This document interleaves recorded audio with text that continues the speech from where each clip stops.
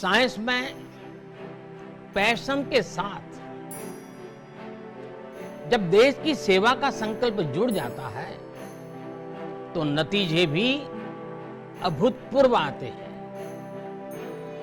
मुझे विश्वास है भारत की साइंटिफिक कम्युनिटी भारत को 21वीं सदी में वो मुकाम हासिल कराएगी जिसका वो हमेशा हकदार रहा है। मैं इस विश्वास की वजह भी आपको बताना चाहता हूं। आप भी जानते हैं कि ऑब्जर्वेशन साइंस का मूल आधार है। ऑब्जर्वेशन के जरिए आप साइंटिस्ट पैटर्न फॉलो करते हैं, फिर उन पैटर्न्स को एनालाइज करने के बाद किसी नतीजे पर पहुंचते हैं। इस दौरान एक साइंटिस्ट के लिए हर कदम पर डेटा जुटाना और उसे एनालाइज करना बहुत महत्वपूर्ण होता है।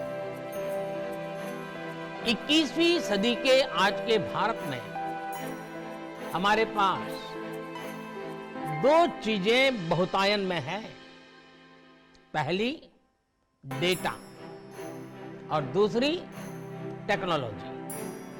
इन दोनों में भारत के साइंस को नई बुलंदियों पर पहुंचाने की ताकत है।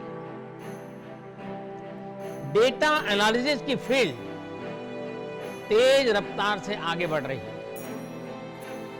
ये इंफॉर्मेशन को इनसाइट में और एनालिसिस को एक्शनेबल नॉलेज में बदलने में मदद करती है। चाहे ट्रेडिशनल नॉलेज हो या मॉडर्न टेक्नोलॉजी, ये दोनों ही साइंटिफिक डिस्कवरी में मददगार होती है।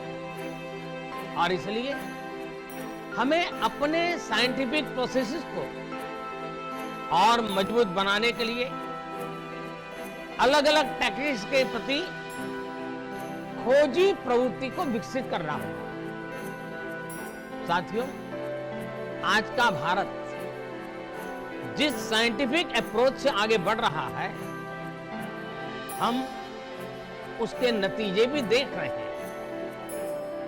साइंस के क्षेत्र में भारत तेजी से वर्ल्ड के टॉप कंट्रीज में शामिल हो रहा है। 2015 तक हम 130 देशों की ग्लोबल इनोवेशन इंडेक्स में 81 नंबर पर थे, लेकिन 2022 में हम छलांग लगा करके 40वें नंबर पर पहुंच गए हैं। आज भारत पीएचडीज के मामले में दुनिया में टॉप 3 देशों में है।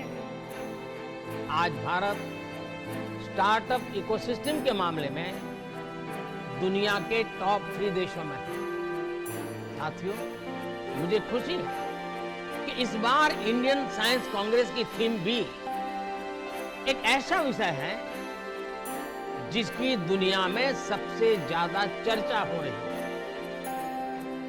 विश्व का भविष्य सस्टेनेबल डेवलपमेंट के साथ ही सुरक्षित है। आपने सस्टेनेबल डेवलपमेंट के विषय को विमेन एम्पावरमेंट के साथ जोड़ा है।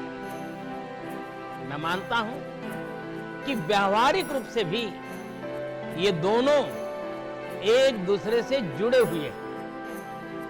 आज देश की सोच केवल ये नहीं है कि हम साइंस के जरिए विमेन एम्पावरमेंट करें, बल्कि हम विमेन की भागीदारी से साइंस का भी एम्पावरमेंट करें, साइंस और रिसर्च को नई गति दें।